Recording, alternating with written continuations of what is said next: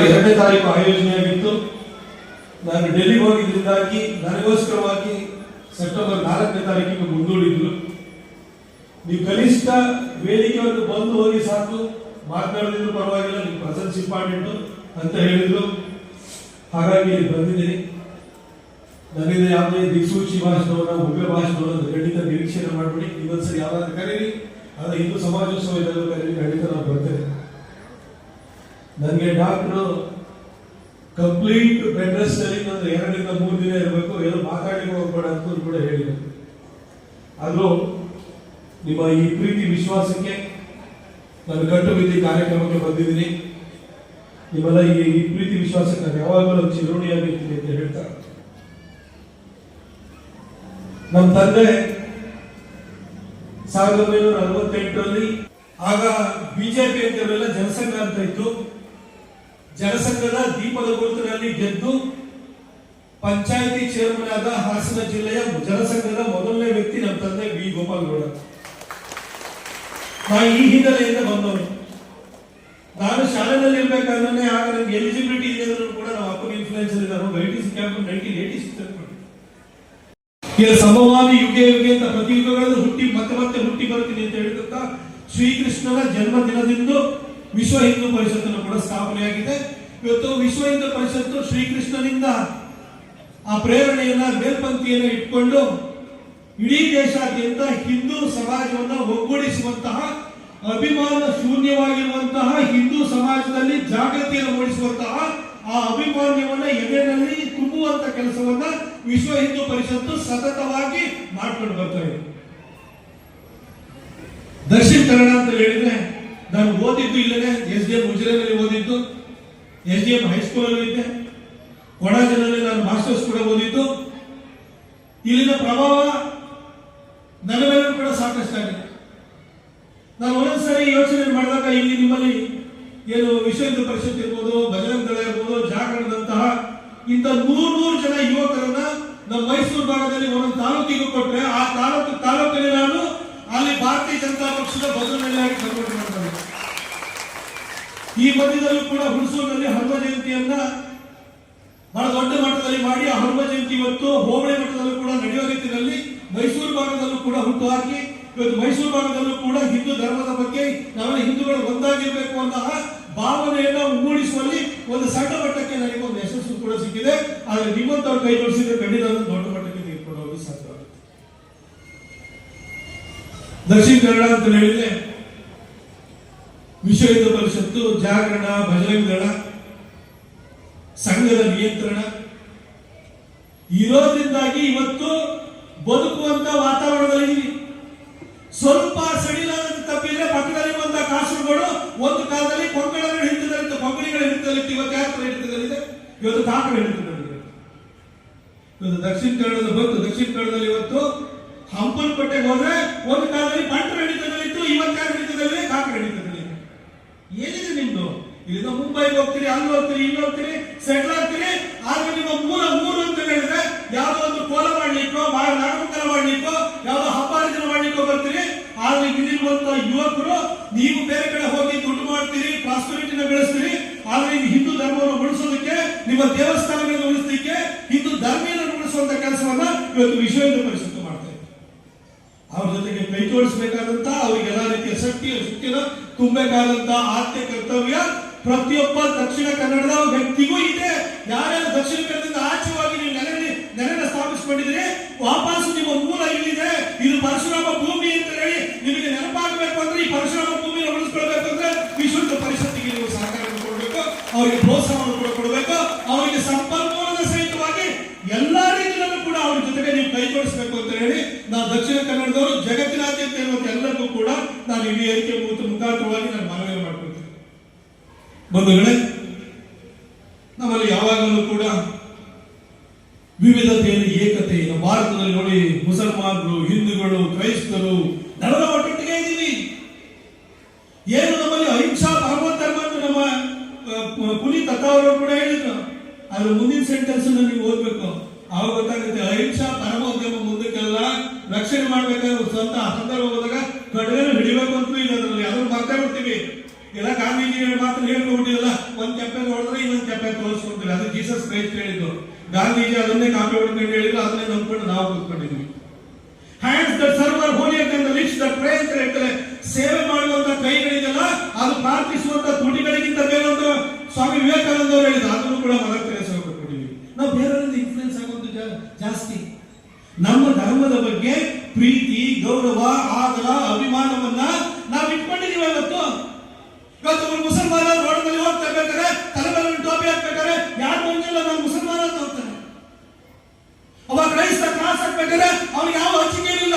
ನಮ್ಮಲ್ಲಿ ಏನಾದ್ರು ಒಂದ್ಸರಿ ತಿಲಕವನ್ನು ಇಟ್ಕೊಂಡಿತ್ತು ಅಂದ್ರೆ, ಕುಂಕುಮ ಇಟ್ಕೊಂಡಿತ್ತು ಅಂದ್ರೆ, ಹಳೆ ಗೋಬಿರಾಯನ ಕಾಲದವರು ಅಂತ ಭಾವಿಸ್ಬಿಡ್ತಾರೆ. ನಾವು ಮಾಡೋಣ ಅಂತ ನಮ್ಮೊಳಗಡೆ ಆ ಒಂದು ಅಭಿಮಾನ ಶೂನ್ಯತೆ ಅನ್ನೋದು, ಆ ಹಿಂಜರಿಕೆಯ ಸ್ವಭಾವ ಅನ್ನೋದು, ಆ ಸಬಾರ್ಡಿನೇಟ್ ಮೈಂಡ್ ಸೆಟ್ ಅನ್ನೋದು ಕ್ರೀಪಿಂಗ್ ಆಗ್ಬಿಟ್ಟಿದೆ. ಇದ್ರಗಳಿಂದ ಹೊರಗಡೆ ಬರಬೇಕು. ನಾನು ನಿಮಗೆ ಹೇಳ್ತೀನಿ, ವಸುದೈವ ಕುಟುಂಬಕಂ ಅಂತ ಹೇಳಿ ಇಡೀ ಜಗತ್ತು ಒಂದು ಕುಟುಂಬ ಅಂತ ಹೇಳಿದ್ದು ನಾವು. ಆದ್ರೆ ಇಸ್ಲಾಮಲ್ಲಿ ಹೇಳ್ತಾರ, ಕ್ರೈಸ್ತರಲ್ಲಿ ಹೇಳ್ತಾರ ಜಗತ್ತು ಒಂದು ಕುಟುಂಬ ಅಂತ ಹೇಳ್ತಾರ.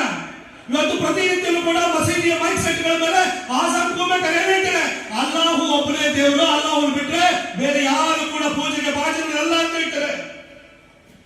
ಪ್ರತಿನಿತ್ಯನೂ ಕೂಡ ನಾವು ನಮ್ಮ ಮಕ್ಕಳು ಹುಟ್ಟಿದಾಗ ಶಾಲೆ ಕಳಿಸ್ತೀವಿ, ವಿಜ್ಞಾನ ಕಳಿಸ್ತೀವಿ, ಗಣಿತ ಕಳಿಸ್ತೀವಿ. ನಾವು ಆದ್ರೆ ಅವರು ಮದ್ರಸಕ್ಕೆ ಕಳಿಸ್ಬಿಟ್ಟು ಕುರಾನ್ ಕಳಿಸ್ತಾರೆ.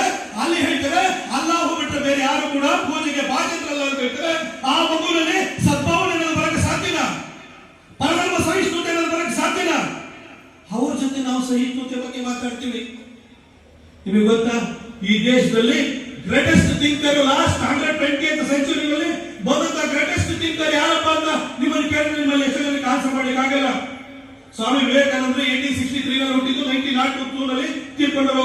19ನೇ ಶತಮಾನಕ್ಕೆ ತೆಗೆದುಕೊಂಡ್ರೆ 20ನೇ ಶತಮಾನದಲ್ಲಿ ಹುಟ್ಟಿದಂತ ಗ್ರೇಟೆಸ್ಟ್ ಥಿಂಕರ್ ಯಾರಂತ ಹೇಳಿದ್ರೆ ಅದು ಬಾಬಾ ಸಾಹೇಬ್ ಅಂಬೇಡ್ಕರ್. ಆದ್ರೆ ನಿಮ್ಗೆ ಗೊತ್ತಿದೆ ಬಾಬಾ ಸಾಹೇಬ್ ಅಂಬೇಡ್ಕರ್ ಬಗ್ಗೆ? ಅಂಬೇಡ್ಕರ್ ಅಂದ್ರೆ ಬರೀ ರಿಸರ್ವೇಶನ್ ಅಂತ ಹೇಳ್ತೀವಿ. ಅಂಬೇಡ್ಕರ್ ಅವ್ರದ್ದು ಥಾಟ್ಸ್ ಆನ್ ಪಾಕಿಸ್ತಾನ್ ಓದಿ ಅದನ್ನ ಪಾರ್ಟಿಷನ್ ಆಫ್ ಇಂಡಿಯಾ ಅಂತ ಅದಕ್ಕೆ ರೀನೇಮ್ ಕೂಡ ಮಾಡ್ತಾರೆ. 1942 ನಲ್ಲಿ ಬಂದಿದ್ದಾರೆ. ಅವ್ರು ಹೇಳ್ತಾರೆ, when Muslims speaks about universal brotherhood, it is not universal brotherhood, it is Islamic brotherhood ಅಂತ ಹೇಳ್ತಾರೆ. The benefits are limited to Islamic community ಅಂತ ಹೇಳ್ತಾರೆ. ಮುಸಲ್ಮಾನರು ಏನು ವಿಶ್ವ ಭ್ರಾತೃತ್ವದ ಬಗ್ಗೆ ಮಾತಾಡಿದ್ರೆ ಅದು ಜಾಗತಿಕ ವಿಶ್ವ ಭ್ರಾತೃತ್ವ ಅಲ್ವಾ, ಅದು ಮುಸಲ್ಮಾನರಿಗೆ ಸೀಮಿತವಾಗಿರುವಂತಹ ಭ್ರಾತೃತ್ವ. ಅವ್ರ ಜೊತೆ ನಾವು ಒಟ್ಟಿಗೆ ಬದುಕಕ್ಕಾಗಲ್ಲ. ಎಲ್ಲ ಪ್ರಯೋಗಗಳು ಫೇಲ್ಯೂರ್ ಆಗಿದೆ.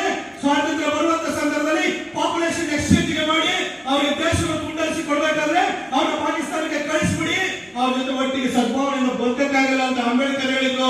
ಈ ಮಾತನ್ನ ಯಾವ ಗಾಂಧಿ ಹೇಳಿಲ್ಲ, ಯಾರು ಹೇಳಿಲ್ಲ. ಆದ್ರೆ ನಮಗೆ ಗೊತ್ತಿದೆಯಾ ಇವತ್ತು ಅಂಬೇಡ್ಕರ್ ಯೋಚನೆ ಬಗ್ಗೆ ನಮ್ಗೆ ಏನೋ ಗೊತ್ತು. ಅಂಬೇಡ್ಕರ್ ಬಗ್ಗೆ ಎಲ್ಲ ಪೂರಕವಾಗಿ ಕೋಟ್ ಮಾಡ್ತಾ ಇರ್ತಾರೆ. ಆದ್ರೆ ಅಂಬೇಡ್ಕರ್ ಇಂತಹ ಒಂದು ಸಾರ್ವಕಾಲಿಕ ಸತ್ಯವನ್ನು ಹೇಳಿದ್ರು. ಆದ್ರೆ ಯಾರಿಗೂ ಕೂಡ ಭಾರತೀಯರಿಗೆ ಅರ್ಥ ಆಗಲಿಲ್ಲ. ಇವತ್ತು ಕೂಡ ಶಾಂತಿ ಸದ್ಭಾವನೆಯ ವಿಚಾರವನ್ನ ನಮಗಷ್ಟೇ ಬೋಧಿಸ್ತಾರೆ. ನೀವು ಆಚರಣೆ ಮಾಡಿ. ಜಗತ್ತಿನಲ್ಲಿ ಏನಂತ ಗ್ರೇಟೆಸ್ಟ್ ಸಿವಿಲೈಸೇಷನ್ ಗಳಂತ ಏನಿತ್ತು? ಗ್ರೀಕ್ ಸಿವಿಲೈಸೇಷನ್ ಇತ್ತು, ರೋಮನ್ ಸಿವಿಲೈಸೇಷನ್ ಇತ್ತು. ಗ್ರೀಕ್ ಸಿವಿಲೈಸೇಷನ್, ರೋಮನ್ ಸಿವಿಲೈಸೇಷನ್ ಒಂದು 20 ವರ್ಷಗಳಲ್ಲಿ ನುಗ್ಗಿ ನೀರು ಕುಡಿದಿದ್ದ ಅದು ಕ್ರಿಶ್ಚಿಯಾನಿಟಿ. ಬ್ಯಾಬಿಲೋನಿಯನ್ ಸಿವಿಲೈಸೇಷನ್ ಅಂತ ಹೇಳ್ತೀವಿ, ಪರ್ಷಿಯನ್ ಸಿವಿಲೈಸೇಷನ್ ಅಂತ ಹೇಳ್ತೀವಿ. ಅದನ್ನು 15-20 ವರ್ಷದಲ್ಲಿ ನುಗ್ಗಿ ನೀರು ಕುಡಿದಿದ್ದಾರೋ ಇಸ್ಲಾಂ. ಇವತ್ತು ಕೂಡ ಇರಾನ್ ಅಂತಂದ್ರೆ ಇವತ್ತು ಗ್ರೇಟ್ ಮೂವಿಗಳನ್ನ ಪ್ರೊಡ್ಯೂಸ್ ಮಾಡ್ತಾರೆ, ಗ್ರೇಟ್ ಹಿಸ್ಟ್ರಿ ಇದೆ. ಅಂತಹ ಪರ್ಷಿಯನ್ ಸಿವಿಲೈಸೇಷನ್ ಉಳಿಸಲಿಲ್ಲ, ಬ್ಯಾಬಿಲೋನಿಯನ್ ಸಿವಿಲೈಸೇಷನ್ ಉಳಿಸಲಿಲ್ಲ. ನೋಡಿ ಇವತ್ತು ಪೋಲೆಂಡ್ ನೋಡಿ, ಇವತ್ತು ಜರ್ಮನಿಯಿಂದ ನೋಡಿ, ಇವತ್ತು ಫ್ರಾನ್ಸ್ ನಲ್ಲಿ ಹೋಗ್ತಂದ್ರೆ ಪ್ಯಾರಿಸ್ ನಲ್ಲಿ ಐಫೆಲ್ ಟವರ್ ಎದುರುಗಡೆ, ಐಫೆಲ್ ಟವರ್ ಅಂತ ಹೇಳಿದ್ರೆ ನಮಗೆ ಎಷ್ಟು ಖುಷಿ ಪಡುತ್ತೆ. ಜಗತ್ತಿನ ಅತ್ಯಂತ ಸುಂದರವಾದಂತಹ ಟವರ್ ಎದುರುಗಡೆ ಎಲ್ಲರೂ ಹೋಗಿ ಲವರ್ಸ್ ಹೋಗಿ ಫೋಟೋ ತೆಗೆಸ್ಕೊಂಡು ಬರ್ತಾ ಇದ್ರು. ಇವತ್ತು ಏನಾಗಿದೆ ಅಂತಂದ್ರೆ ಆ ಲವರ್ಸ್ ಹೋಗಿ ಫೋಟೋ ತೆಗೆಸ್ಕೊಂಡು ಬರ್ತಿಲ್ಲ, ಅಲ್ಲಿ ಜಿಹಾದ್ಗಳ ಕುತ್ಕೊಂಡು ಹೋಗಿ ನಮಾಜ್ ಮಾಡ್ತಾ ಇದ್ದಾರೆ. ಅಲ್ಲಿ ಈ ಪರಿಸ್ಥಿತಿ ಭಾರತಕ್ಕೆ ಬರಲ್ಲ ಅಂತ ಯಾಕೆ ಅನ್ಕೊಳ್ತೀನಿ? ಪಕ್ಕದಲ್ಲಿರುವಂತಹ ಕಾಸರಗೋಡು ನೋಡಿ ಕೂಡ ನಿಮಗೆ ಬುದ್ಧಿ ಬಂದಿಲ್ವ? ಇನ್ನೂ ಪಕ್ಕದಲ್ಲಿ ಕಾಸರಗೋಡು ಇಟ್ಕೊಂಡಾದ್ರೂ ಅದ್ರ ಬಗ್ಗೆ ಗೊತ್ತಿದ್ರು ಕೂಡ ನೀವು ಬುದ್ಧಿ ಕಲಿಯಲಿಲ್ಲ ಅಂತಂದ್ರೆ ಮುಂದಿನ ದಿನಗಳಲ್ಲಿ ಪರಶುರಾಮನು ಭೂಮಿನೂ ಕೂಡ ಉಳಿಯುವಂತ ಯಾವ ಸಾಧ್ಯತೆ ಇಲ್ಲ. ಅದಕ್ಕೋಸ್ಕರ ಹಿಂದೂ ಬಾಂಧವರು ಮುಂದಿನ ದಿನಗಳಲ್ಲೂ ಕೂಡ ಒತ್ತಾಗಿ ಇರಬೇಕು.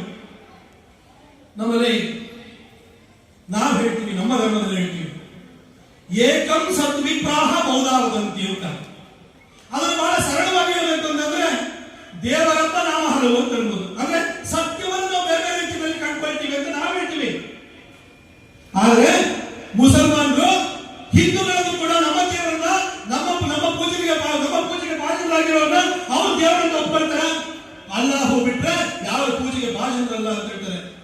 ಜೀಸಸ್ ಕ್ರೈಸ್ಟ್ ಬಿಟ್ಟರೆ ದೇವರ ಮಗ, ಅದನ್ನು ಬಿಟ್ಟರೆ ಯಾರು ಪೂಜೆಗೆ ಬಾಧ್ಯರಲ್ಲ ಅಂತ ಹೇಳಿ ಕ್ರೈಸ್ತರು ಹೇಳ್ತಾರೆ. ಅವ್ರ ಜೊತೆ ಹೆಂಗೆ ಸತ್ವವನ್ನು ಬರಲಿಕ್ಕೆ ಸಾಧ್ಯ? ನಮ್ಮ ಧರ್ಮ ಹೇಳಿರೋದಷ್ಟೇ, ಏಕಂ ಸದ್ ವಿಪ್ರಾಹ ಬಹುಧಾ ವದಂತಿ ಅಂತ ಹೇಳಿ ನಾವು ಹೇಳಿದ್ವಿ, ಅವ್ರು ಹೇಳಿಲ್ಲ. ಅವ್ರು ಹೇಳಿದಲ್ವಾ ಸದ್ಭಾವನೆ ಬರ್ಬೇಕು ಅಂತ ಹೇಳಿದ್ರೆ ಅವ್ರ ಬಾಯಿಂದ ಆ ಮಾತು ಬರ್ಬೇಕು. ಅವ್ರ ಬಾಯಿಂದ ಬರದಲೇ ಅವ್ರ ಎದೆಯಲ್ಲಿ ಆ ಬದಲಾವಣೆ ಬಂದಿದ್ರೆ ಬರೀ ಹಿಂದೂಗಳಷ್ಟೇ ಬಗ್ಗಿ ಇದ್ದರೆ ಒಂದು ದಿನ ಬಿಟ್ಟ ಬೆನ್ನಿಗೆ ಗುದ್ದುತ್ತಾರೆ ಹೊರತು ಇನ್ಯಾವ ಬದಲಾವಣೆ ಆಗಲ್ಲ. ಅದನ್ನು ನೀವು ಅರ್ಥ ಮಾಡಿಕೊಳ್ಳುವಂತಹ ಕಾಲ ಸನ್ನಿಹಿತವಾಗಿದೆ. ಅಂತ ಒಂದು ಕಾಲಘಟ್ಟದಲ್ಲಿ ನೀವು ಇದ್ದೀರಿ ಅಂತ ಹೇಳಿ ಈ ವೇದಿಕೆ ಮುಖಾಂತರ ನಿಮಗೆ ಹೇಳಿಕೆ ಬಯಸ್ತೀನಿ. ನಮ್ಮ ಧರ್ಮವನ್ನು ನೋಡಿ, ನಮ್ಮ ಧರ್ಮದ ಅಂತಸತ್ವವನ್ನು ತೋಳಿ. ಇಸ್ಲಾಮಿಗೆ ಇರುವಂತದ್ದು 1400 ವರ್ಷದ ಇತಿಹಾಸ, ಕ್ರಿಶ್ಚಿಯಾನಿಟಿ 2500 ವರ್ಷದ ಇತಿಹಾಸ ಇದೆ. ಇಸ್ಲಾಂ ಇರ್ಬೋದು, ಕ್ರಿಶ್ಚಿಯಾನಿಟಿ ಇರ್ಬೋದು, ಯಾವುದೇ ಅಬ್ರಾಹಮಿಕ್ ರಿಲಿಜನ್ ಅಂತ ಇದೆಯಲ್ಲ, ಅಬ್ರಾಹಮಿಕ್ ರಿಲಿಜನ್ ಅಲ್ಲಿ ಈ ಭೂಮಿಯನ್ನು ಏನಂತ ಹೇಳ್ತಾರೆ? ಈ ಭೂಮಿ ಸೂರ್ಯನ ಸುತ್ತನೋ ಅಥವಾ ಸೂರ್ಯ ಭೂಮಿ ಸುತ್ತನೋ? ಅಬ್ರಾಹಮಿಕ್ ರಿಲಿಜನ್ ಏನಂತ ಹೇಳುತ್ತೆ? ಸೂರ್ಯ ಭೂಮಿ ಸುತ್ತನಂತೆ. ಭೂಮಿ ಸ್ಟ್ಯಾಟಿಕ್ ಆಗಿದೆಯಂತೆ, ಅದು ನಿಂತಲೇ ನಿಂತು ಬಿಟ್ಟಿದೆಯಂತೆ, ಚಪ್ಪಟೆ ಆಗಿದೆಯಂತೆ, ಫ್ಲಾಟ್ ಆಗಿದೆಯಂತೆ. ಆ ಧರ್ಮ ಹೇಳುತ್ತೆ. ಆದ್ರೆ ನಮ್ಮ ಧರ್ಮ ಹೇಳುತ್ತೆ ಇದನ್ನು ಭೂಗೋಳ ಅಂತ ಹೇಳ್ತಾರೆ. ಭೂಗೋಳ ಅಂತ ಹೇಳಿದ್ರೆ ನಮ್ಮ ಧರ್ಮ ಸಹಸ್ರಾರು ವರ್ಷಗಳ ಹಿಂದೆ ಭೂಮಿ ಗೋಳಾಕಾರವಾಗಿದೆ ಅಂತ ಹೇಳ್ತು. ನಮ್ಮಲ್ಲಿ ಇವತ್ತು ಕೂಡ ನವಗ್ರಹ ಪೂಜೆ ಮಾಡ್ತೀವಿ. ಗ್ರಹಗಳು ಎಷ್ಟಿವೆ? 9 ಗ್ರಹಗಳು ಇದಾವೆ ಅಂತ ಹೇಳಿ ಬೇರೆಯವ್ರಿಗೆ ಗೊತ್ತಾಗಬೇಕಾದ್ರೆ ಈಗ ಒಂದು 200-300 ವರ್ಷ ಬೇಕಾಯ್ತು ಹಿಂದೆ. ಆದ್ರೆ ಸಾವಿರಾರು ವರ್ಷಗಳಿಂದಲೇ 9 ಗ್ರಹಗಳಿದೆ ಅಂತ ಹೇಳ್ಬಿಟ್ಟು ನಮ್ಮ ಧರ್ಮ ಯಾವತ್ತೂ ಹೇಳಿತ್ತು. ಇದ್ರ ಬಗ್ಗೆ ನಾವು ಅಭಿಮಾನ ಇಟ್ಕೊಳ್ಬೇಕು ಬೇಡವಾ? ಜಗತ್ತಿಗೆ ಜೀವದ ವ್ಯಾಲ್ಯೂನ ಕೊಟ್ಟಂತವ್ರು ನಾವು. ಇವತ್ತು ಖಗೋಳ ಏನು ವಿಜ್ಞಾನ ಇದೆಯಲ್ಲ, ಖಗೋಳ ವಿಜ್ಞಾನದ ಬಗ್ಗೆ ಹೇಳಿದಂತವ್ರು ನಾವು. ಇದ್ರ ಬಗ್ಗೆ ನಮ್ಮ ಮಕ್ಕಳಿಗೆ ಯಾವತ್ತರ ಹೇಳ್ತೀವ? ಇಲ್ಲ. ಯಾವ್ದು ಹೋಗ್ಬಿಟ್ಟು ಕ್ರಿಶ್ಚಿಯನ್ ಕಾನ್ವೆಂಟ್ ಹೋಗಿ ತಿಂಗಲ್ಸ್ ನಾವು ಅಲ್ಲಿ ಪದ್ಯಗಳನ್ನ ಕೇಳ್ಕೊಂಡು ಬಂದು ಮಕ್ಕಳ ಮನೆಯಲ್ಲಿ ಅದನ್ನ ಹಾಡ್ತಂದ್ರೆ ಬಹಳ ಪುಳಕಿತರಾಗ್ಬಿಡ್ತೀವಿ ನಾವು. ಆದ್ರೆ ನಮ್ಮ ಮಕ್ಕಳಿಗೆ ನಮ್ಮ ಧರ್ಮದ ಬಗ್ಗೆ, ಹಿಂದುತ್ವದ ಏನು ಅಂತಸತ್ವದ ಬಗ್ಗೆ, ಇಂಡಿಯನ್ ಈಥೋಸ್ ಬಗ್ಗೆ ನಾವು ಯಾವತ್ತಾದ್ರೂ ಹೇಳ್ಕೊಟ್ಟಿದೀವ? ಅದ್ರ ಬಗ್ಗೆ ಯಾವತ್ತಾದ್ರೂ ನಾವು ಹೆಮ್ಮೆಯಿಂದ ಇಟ್ಕೊಂಡಿದೀವ? ಇದನ್ನ ಈ ಹೆಮ್ಮೆಯನ್ನು ಬೆಳೆಸ್ಕೊಳ್ಬೇಕಾದಂತಹ ನಮ್ಮ ಮಕ್ಕಳನ್ನು ಅದನ್ನು ಇಂಟರ್ಪ್ರಿಟ್ ಮಾಡುವಂತಹ ಒಂದು ವಾತಾವರಣದಲ್ಲಿ ನಾವಿದ್ದೀವಿ. ದಯವಿಟ್ಟು ಆ ಕೆಲಸವನ್ನು ಮುಂದಿನ ದಿನಗಳಲ್ಲಿ ನೀವೆಲ್ಲ ಮಾಡಬೇಕು. ಇಲ್ಲ ಅಂತಂದ್ರೆ ಎಲ್ಲೂ ಕೂಡ ನಿಮಗೆ ಉಳಿಗಾಲ ಇಲ್ಲ. ಭಾರತದಲ್ಲಿ ಕಾನೂನು ಇದೆ. ನಾವು ಯುರೋಪಿಗೆ ಹೋಗ್ತೀನಿ ಅಂತ ಹೇಳಿದ್ರೆ ಯುರೋಪಿನಲ್ಲಿ ಆಗಲಿ ಕ್ರೂಸೈಡ್ ನಂತರ, ಅವಾಗ ಕ್ರೂಸೈಡ್ ಯಾಕೆ ಸ್ಟಾರ್ಟ್ ಆಯ್ತು ಗೊತ್ತಾ? 13ನೇ ಶತಮಾನ, 12-13ನೇ ಶತಮಾನದಲ್ಲಿ ಇಸ್ಲಾಂ ಅನ್ನೋದು ಯುರೋಪಿಗೆ ಬರಬಾರದು ಅಂತ ಹೇಳಿ ಪಾಪ್ ಮುಂದೆ ನಿಂತ್ಕೊಂಡು, ಆಗ ಪಾಪ್ ಆಗಿರುವಂತವ್ರು ಮುಂದೆ ನಿಂತ್ಕೊಂಡು ಇಸ್ಲಾಂ ತಡೆಯೋದಕ್ಕೋಸ್ಕರವಾಗಿ ಕ್ರೂಸೈಡ್ ಸ್ಟಾರ್ಟ್ ಮಾಡಿದ್ರು. ಆದ್ರೆ ಇವತ್ತು ಇಲ್ಲಿಗಲ್ ಇಮಿಗ್ರೇಷನ್ ಇರ್ಬೋದು, ಇಮಿಗ್ರೇಷನ್ ಪಾಲಿಸಿಯಿಂದಾಗಿ ಇವತ್ತು ಯುರೋಪ್ ಹೆಂಗಾಗಿದೆ ಅಂತಂದ್ರೆ ಇಸ್ಲಾಮೀಕರಣ, ಎಂಟೈರ್ ಯುರೋಪ್ ಇಸ್ಲಾಮೀಕರಣ ಆಗ್ತಿದೆ. ಇವತ್ತು ಅಲ್ಲಿ ಸಮಸ್ಯೆ ಪ್ರಾರಂಭವಾಗಿದೆ. ಇವತ್ತು ಅಲ್ಲಿ ಎಲ್ಲ ದೇಶಗಳಲ್ಲೂ ಕೂಡ ರೈಟಿಸ್ಟ್ ಐಡಿಯಾಲಜಿ ಹುಡ್ತಾ ಇದೆ. ಉಳಿಸ್ಕೊಳ್ಬೇಕು ಅನ್ನೋ ಭಾವನೆ ಬರ್ತಾ ಇದೆ. ನೀವು ಭಾರತದಿಂದ ಬೇರೆ ಕಡೆ ಪಲಾಯನ ಮಾಡೋದಂತಂದ್ರೆ ಅಲ್ಲೋದೇ ಪರಿಸ್ಥಿತಿ ಇದೆ. ಅದೇ ರೀತಿ ನೀವು ಅಮೆರಿಕ ಕಡೆ ಹೋಗಿ ನೋಡ್ಬೇಕು ಅಂತ ಹೇಳಿದ್ರೆ ಅಲ್ಲಿನೂ ಪರಿಸ್ಥಿತಿನೂ ಹಾಳಾಗಿ ಹೋಗ್ತಾ ಇದೆ. ಲಂಡನ್ ಅಂತ ಮೊನ್ನೆ ಒಬ್ರು ಲಂಡನ್ ಅವ್ರು ಸಿಕ್ಕಿದ್ರು ನನಗೆ. ಅವರು ನನ್ನ ಎಲ್ಲಿ ಕೇಳಿದ್ರೆ ನಾನು ಇಂಡಿಯಾ ಅಂತ ಹೇಳಿದೆ. ಅದು ಯಾವುದೋ ಒಂದು ಜಾಗದಲ್ಲಿ ಸಿಕ್ಕಿದ್ರು. ಅವ್ರಿಗೆ ಆನಂತರ ಹೇಳಿದೆ, ಯುವರ್ ಅವರ್ ಫಾರ್ಮರ್ ರೂಲರ್ಸ್ ಅಂತ ನೀವು ಒಂದು ನಮ್ಮನ್ನು ಆಳ್ತಾ ಇದ್ರಿ ಅಂತ ಹೇಳಿದೆ. ಬಟ್ ನಾವು you are ruled by Pakistani jihadis. ಆಯ್ತಾ, ಇದು ಕರ್ಮ ನಿಮಗೆ ವಾಪಸ್ ಇದು ನಿಮಗೆ ಹಿಟ್ ಮಾಡ್ತಾ ಇದೆ ಅಂತ ಹೇಳಿದೆ. ಅನ್ಫಾರ್ಚುನೇಟ್ಲಿ ಅದು ಹೌದು ಅಂತ ಹೇಳಿದ್ರು. ಇವತ್ತು ಲಂಡನ್ ಅಲ್ಲಿ ಹೋಯ್ತು ಅಂತಂದ್ರೆ ಲಂಡನ್ ಮೇಯರ್ ಒಬ್ಬ ಪಾಕಿಸ್ತಾನಿ. ಲಂಡನ್ ಅಲ್ಲಿ ಬೀದಿನಲ್ಲಿ ಗಲಾಟೆ ಆಗುತ್ತೆ. ಅಂತಹ ಪರಿಸ್ಥಿತಿ ನಮ್ಮ ದಕ್ಷಿಣ ಕನ್ನಡದಲ್ಲೂ ಇದೆ. ಇಲ್ಲಿ ನೀವು ನಾನು ಪಂಟ ಅಂತೋ, ಬ್ರಾಹ್ಮಣ ಅಂತೋ, ಹವ್ಯಕ ಅಂತೋ, ಅಥವಾ ನಾನೇನೋ ಗೌಡ ಅಂತೋ, ಪೂಜಾರಿ ಅಂತೋ ನೀವು ಹೊಡೆದಾಡ್ಕೊಂಡಿರ್ತೀರೋ. ನೀವೆಲ್ಲ ಹಿಂದೂ ಸಮಾಜವಾಗಿ ಒಗ್ಗಟ್ಟಾಗಿ ನೀವಿರ್ತೀರೋ. ಮೊನ್ನೆ ಯೋಗಿ ಆದಿತ್ಯನಾಥ್ ಅದೇ ಹೇಳಿದ್ರು, ನಾವು ಒಗ್ಗಟ್ಟಾಗಿದ್ರೆ ಅಲ್ಲಿ ನಮ್ಗೆ ಉಳಿದಿದೆ. ಅದನ್ನೇ RSS ಹೇಳಿದ್ದು. ನಾವು ಹಿಂದೂ, ನಾವು ಬಂದು ಹೀಗೆ ನಾವು ಒಟ್ಟಾಗಿದ್ರೆ ಮಾತ್ರ ಹಿಂದೂ ಸಮಾಜ ಉಳಿಯಕ್ಕೆ ಸಾಧ್ಯ. ಅದನ್ನೇ ನಾನು ಮತ್ತೊಂದು ಸಾರಿ ನಿಮಗೆ ನೆನಪು ಮಾಡಿಕೊಳ್ಳಲಿಕ್ಕೆ ಇಲ್ಲಿ ಬಂದಿದ್ದೆ.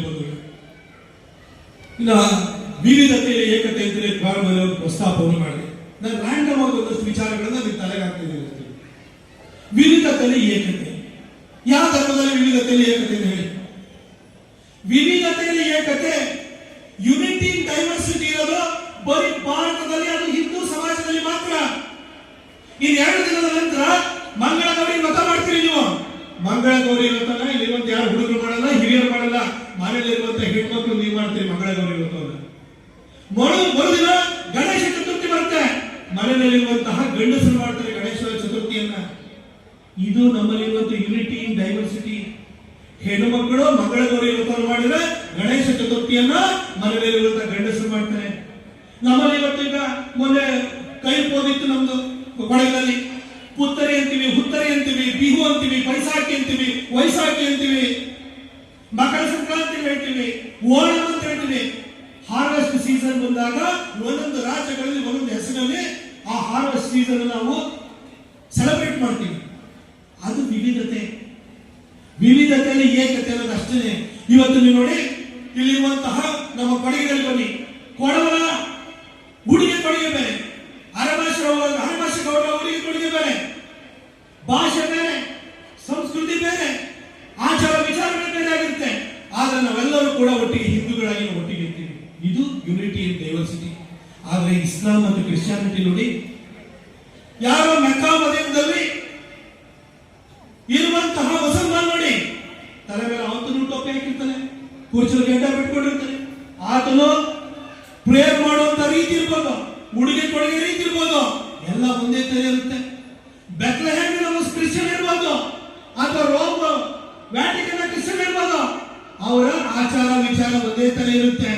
ಅವ್ರದ್ದು unity in uniformity, unity in diversity ಅಲ್ಲ. ಎಲ್ಲರೂ ಒಂದೇ ತರ ಇರ್ತಾರೆ, ಪ್ರಾರ್ಥನೆ ಮಾಡೋ ರೀತಿ ಒಂದೇ ಆಗಿರುತ್ತೆ. ಆದ್ರೆ ನಮ್ಮಲ್ಲಿ ಪ್ರಾರ್ಥನೆ, ಆಚಾರ ವಿಚಾರ ಎಲ್ಲವೂ ಕೂಡ ಬೇರೆ ಬೇರೆ ಆಗಿರುತ್ತೆ. ಆದ್ರೂ ನಾವು ಹಿಂದೂಗಳಾಗಿ ಒಂದಾಗಿ ಒಂದು ಸಂಸ್ಕೃತಿಗೆ ಸೇರಿದವರಾಗಿರ್ತೇವೆ. ನಾವು ವಿಷ್ಣುವನ್ನು ನಂಬೋರಿದ್ವಿ, ಶಿವನನ್ನು ನಂಬೋರಿದ್ವಿ, ಊರಲ್ಲಿರುವಂತಹ ಅಣ್ಣಮದೇವಿ ನಂಬಿರೋದ್ರೆ, ನಮಗೆ ಬಿಸಿಲು ಮರವನ್ನು ಕೂಡ ನಂಬುವಂತವ್ರಿದ್ವಿ, ಎಲ್ಲರೂ ನಂಬುವಂತವ್ರಿದ್ವಿ. ಆದ್ರೂ ನಮ್ಮಲ್ಲಿ ಆ ಯೂನಿಟಿ ಅನ್ನೋದು ಡೈವರ್ಸಿಟಿಯಲ್ಲಿದೆ, ಆದ್ರೆ ಅವರಲ್ಲಿಲ್ಲ. ಹಾಗಾಗಿಯೇ ಅವರ ಸಂಖ್ಯಾ ವೃದ್ಧಿಯಲ್ಲಿ ನಂಬಿಕೆ ಇಟ್ಟಿದ್ದಾರೆ. ಇವತ್ತು ಅವರ ಸಂಖ್ಯೆಯನ್ನು ಹೆಚ್ಚಳ ಮಾಡುವಂತದ್ರೊಳಗಡೆ ಅವರು ಮಗ್ನರಾಗಿದ್ದಾರೆ. ಅವರ ಸಂಖ್ಯಾ ಒಂದು ಜನಸ್ಫೋಟ ಅಂತ ಹೇಳಿದಾರ. ಮುಂದೊಂದು ದಿನ ಆ ಜನಸ್ಫೋಟದ ಏನು ಹೊಡೆತವನ್ನ ತಡ್ಕೊಳ್ಳುವಂತ ಶಕ್ತಿ ಹಿಂದೂ ಸಮಾಜ ವಿಘಟಿತವಾಗಿದ್ರೆ ಇರುತ್ತಾ, ಅದನ್ನು ಯೋಚನೆ ಮಾಡಿ. ಅದಕ್ಕೋಸ್ಕರನೇ ವಿಶ್ವ ಹಿಂದೂ ಪರಿಷತ್ತು ಹಿಂದೂಗಳನ್ನ ಒಂದು ಮಾಡಲಿಕ್ಕೆ, ಹಿಂದೂಗಳಲ್ಲಿ ಏಕತೆ ಭಾವನೆಯನ್ನು ಮೂಡಿಸೋದಕ್ಕೋಸ್ಕರ ಜನ್ಮ ಕಳೆದಿದೆ. ಅದರ ಅಂಗವಾಗಿ ಇವತ್ತು ನಮ್ಮ ಸುಳ್ಯದಲ್ಲೂ ಕೂಡ ಒಂದು ಒಳ್ಳೆಯ ಕಾರ್ಯಕ್ರಮವನ್ನು ಆಯೋಜನೆ ಮಾಡಿದ್ದೀರಿ. ಇಂಥ ಕಾರ್ಯಕ್ರಮ ಊರೂರಲ್ಲಿ ಆಗಬೇಕು, ಪ್ರತಿ ಭಾಗದಲ್ಲೂ ನಡೀಬೇಕು. ದಕ್ಷಿಣ ಕನ್ನಡದಲ್ಲಿ ಈ ರೀತಿ ವಿಶ್ವ ಹಿಂದೂ ಪರಿಷತ್ತು, ಬಜರಂಗ ದಳ, ಜಾಗರಣ ವೇದಿಕೆ, RSS ವಿವಿಧ ಸಂಘ ಅಂಗ ಸಂಸ್ಥೆಗಳು ಯಾವ ರೀತಿ ಪ್ರಬಲವಾಗಿ ಕೆಲಸ ಮಾಡ್ತಿದೆಯಾ ಅಂತ ರೀತಿಯಲ್ಲಿ ಘಟ್ಟದ ಮೇಲ್ಗಡೆನೂ ಕೂಡ ಅಷ್ಟೇ ಪ್ರಬಲವಾಗಿ ಬೆಳೆದಷ್ಟೇ ಈ ಹಿಂದೂ ಸಮಾಜ ಉಳಿಲಿಕ್ಕೆ ಸಾಧ್ಯ. ಅದಕ್ಕೋಸ್ಕರ ನಿಮ್ಮಂತವರ ಸಹಕಾರವನ್ನ ನಾನು ಮುಂದಿನ ದಿನಗಳಲ್ಲೂ ಕೂಡ ನಾನು ಕೇಳ್ಕೊಳ್ತೀನಿ. ನಾನು ಪುನೀತ್ ಅತ್ತ ಅವರಲ್ಲಿ ವಿನಮ್ರವಾಗಿ ಒಂದೆರಡು ಮಾತು. ಇದು ನಮ್ಮ ಸಂಘಟನೆ ಬಗ್ಗೆ ನಾವು ಯಾವಾಗಲೂ ಕೂಡ ಮುಸಲ್ಮಾನರಾಗಿ ಕರಪತ್ರ ಹಂಚಿ ನಮ್ಮ ದೇಶಕ್ಕೆ ಮೋದಿ ಬೇಕು, ರಾಜ್ಯಕ್ಕೆ ಬಿಜೆಪಿ ಬೇಕು ಅಂತ ಹೇಳಿ ನೀವು ಹೋರಾಟ ಮಾಡಿ 2018ರಲ್ಲಿ 104 ಸೀಟ್ ತಂದ್ರೆ ಒಂದು 6-8 ಸೀಟ್ ಕಮ್ಮಿ ಆಯ್ತು. ಕೊನೆಗೆ ಏನೇನೋ ಸರ್ಕಾರ ಮಾಡಿ ಸರ್ಕಾರ ತಂದಾದ್ಮೇಲೆ ಈ ಪೊಲೀಸ್ ಇಲಾಖೆ ಸರ್ಕಾರದ ಅಧೀನದಲ್ಲಿರ್ತದೆ. ಈ ಪೊಲೀಸ್ ಇಲಾಖೆಯ ಸಮಸ್ಯೆ ಏನು ಅಂತ ಹೇಳಿದ್ರೆ, ರಾಮಕೃಷ್ಣ ಹೆಗಡೆ ಅವರು ಬಂದಂತ ಕಾಲದಲ್ಲಿ ಈ ಮಿನಿಟ್ ಸಿಸ್ಟಮ್ ಅಂತ ಹೇಳ್ಬಿಟ್ಟು ಒಂದು ದರಿದ್ರ ವ್ಯವಸ್ಥೆ ತಂದ್ರು. ಪೊಲೀಸ್ ಇಲಾಖೆಗೆ ಶಕ್ತಿನೂ ಇದೆ, ಕಾರ್ಯಕ್ಷಮತೆ ಇದೆ, ಆದ್ರೆ ರಾಜಕಾರಣಿಗಳಂತ ದುಷ್ಟ ವ್ಯಕ್ತಿಗಳ ಕೈಗೆ ಪೊಲೀಸ್ ಇಲಾಖೆ ಸೇರ್ಕೊಂಡಿದೆ. ಸರಿಯಾದ ವ್ಯಕ್ತಿಗಳು ಪೊಲೀಸ್ ಇಲಾಖೆಯ ಚುಕ್ಕಾಣಿಯನ್ನು ಹಿಡಿದ್ರೆ ಪೊಲೀಸ್ ಇಲಾಖೆ ಕೂಡ ಸಮಾಜದ ಕೆಲಸ ಮಾಡುತ್ತೆ, ಧರ್ಮದ ಕೆಲಸ ಮಾಡುತ್ತೆ, ರಾಷ್ಟ್ರೀಯತೆ ಮಾಡಿದಂತವ್ರು ಎಲ್ಲಿದ್ದಾರೆ ಅಂತ ಗೊತ್ತಿತ್ತು. ಪೊಲೀಸ್ ಕೈಯಲ್ಲಿ ಬಂದೂಕಲ್ಲಿತ್ತು, ಬಂದೂಕು ಒಳಗಡೆ ಕಾಟು ಇತ್ತು, ಅದರ ಟ್ರಿಗರ್ ಮಾಡಲಿಕ್ಕೆ ಬೆರಳು ಇತ್ತು, ಎದರಲ್ಲಿ ಪೊಲೀಸ್ ಗುಂಡಿಗೆಲ್ಲಿತ್ತು. ಆದ್ರೆ ಟ್ರಿಗರ್ ಅನ್ನು ಎಳಿಬೇಡಿ ಅಂತ ಹೇಳಿ ಅವತ್ತಿನ ಬಿಜೆಪಿ ಸರ್ಕಾರಕ್ಕೆ ಆರ್ಡರ್ ಕೊಡಬೇಡಿ ಅಂತ ಯಾರು ಹೇಳಿದ್ರು? ಅದು ಬಿಜೆಪಿ ಸರ್ಕಾರ ಆರ್ಡರ್ ಕೊಟ್ಟಿದ್ರೆ ಟ್ರಿಗರ್ ಎಳೆದಿರ್ತಾ ಇದ್ರು, ಆ ದುರುಡರು ಸತ್ತಿರ್ತಾ ಇದ್ರು. ಹರ್ಷ ಮರ್ಡರ್ ಕೇಸ್ ಶಿವಮೊಗ್ಗದಲ್ಲಾಯ್ತು. ಅಲ್ಲೂ ಕೂಡ ಅವತ್ತೇನು ಹರ್ಷ ಮರ್ಡರ್ ಕೇಸಲ್ಲಿ ಯಾರ್ಯಾರು ಇನ್ವಾಲ್ವ್ ಆಗಿದ್ರು ಅವರು ಮನೆಯೊಳಗಿದ್ರು. ಅವ್ರನ್ನ ಎನ್ಕೌಂಟರ್ ಮಾಡಿಸಲಿಕ್ಕೆ ಏನ್ ಸಮಸ್ಯೆ ಆಗಿತ್ತು?